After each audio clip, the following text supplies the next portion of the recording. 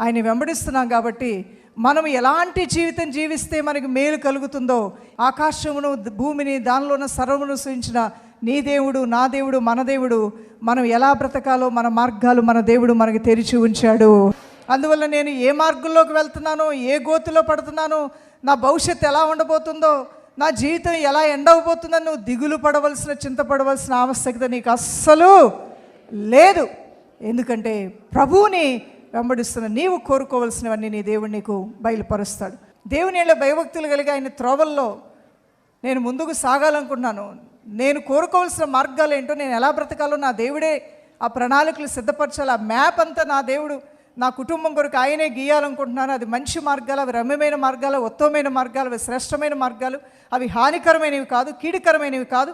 ప్రభువు నా కొరకు ఏర్పాటు చేసిన త్రోవల్లో నడిస్తే నా బ్రతుకు ఎంత బాగుంటుందో అని నువ్వు అనుకుంటున్నట్లయితే కొన్ని విషయాలు నేను చెప్తాను. అవి నువ్వు చేయగలిగితే ఇక ముందు రాబోచున్న కాలంలో కూడా నీ యొక్క జీవితం మధ్యాహ్నపు వెలుగు వలె ప్రకాశించబోతూ ఉన్నది. ఇక్కడ దేవుని యొక్క వాక్యంలో మనం చూసినట్లయితే 119వ కీర్తన 105వ వచనం, స్టే ఇన్ ద వర్డ్. దేవుని యొక్క వాక్యం